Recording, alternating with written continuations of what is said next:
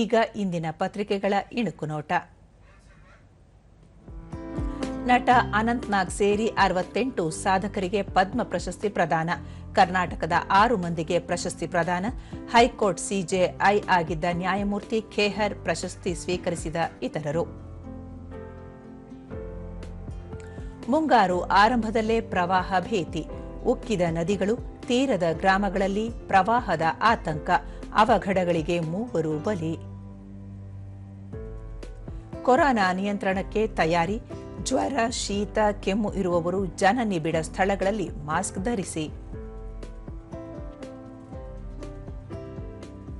ವೈದ್ಯರ ಗ್ರಾಮೀಣ ಸೇವೆ ನಿಯಮ ಸಡಿಲಿಕೆ ಸೇರಿ 3 ಸುಗ್ರೀವಾಜ್ಞೆಗೆ ರಾಜ್ಯಪಾಲ ಅಂಕಿತ. ಗಿಗ್ ಕಾರ್ಮಿಕರಿಗೂ ಇನ್ನೂ ಸಿಗುತ್ತೆ ಸಾಮಾಜಿಕ ಭದ್ರತೆ. ಬಾಂಗ್ಲಾ ಚೀನಾಗೆ ಠಕ್ಕರ್.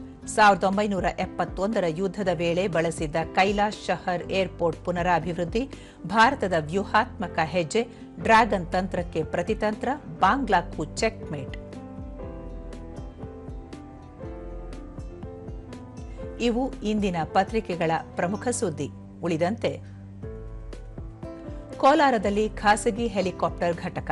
ದೇಶದಲ್ಲೇ ಮೊದಲು ವೇಮಗಲ್ನಲ್ಲಿ ಸ್ಥಾಪನೆ. ಏರ್ಬಸ್ ಟಾಟಾ ಕಂಪನಿ ಜಂಟಿ ಯೋಜನೆ. ಮತ್ತೆ ಟೋಯಿಂಗ್ ಕಾರ್ಯಾಚರಣೆಗೆ ಗ್ರೀನ್ ಸಿಗ್ನಲ್. ಸಂಚಾರ ದಟ್ಟಣೆಗೆ ತಡೆಗೆ ಕಡಿವಾಣ. ಡಿಕೆಶಿ ಹೇಳಿಕೆ ಬೆನ್ನಲ್ಲೇ ಗೃಹ ಸಚಿವರ ಘೋಷಣೆ. ಜೂನ್ನಲ್ಲಿ ವಾಡಿಕೆಗಿಂತ ಅಧಿಕ ಮಳೆ. ವಾಯುವ್ಯ ಭಾಗದಲ್ಲಿ ಸಾಮಾನ್ಯ, ಈಶಾನ್ಯದಲ್ಲಿ ಕಡಿಮೆ. ಕೇಂದ್ರ ಭಾಗ ಹಾಗೂ ದಕ್ಷಿಣದಲ್ಲಿ ಹೆಚ್ಚಿನ ಮಳೆ. ಯುದ್ಧ ವಿಮಾನ ತಯಾರಿಕೆಗೆ ಚಾಲನೆ. ರಕ್ಷಣಾ ಸಚಿವ ರಾಜನಾಥ್ ಸಿಂಗ್ ಒಪ್ಪಿಗೆ. ಯೋಜನೆ ಜಾರಿಗೊಳಿಸಲಿರುವ ಮತ್ತು ಐಟಿಆರ್ ಫೈಲಿಂಗ್ ಸೆಪ್ಟೆಂಬರ್ 15ರವರೆಗೆ ವಿಸ್ತರಣೆ.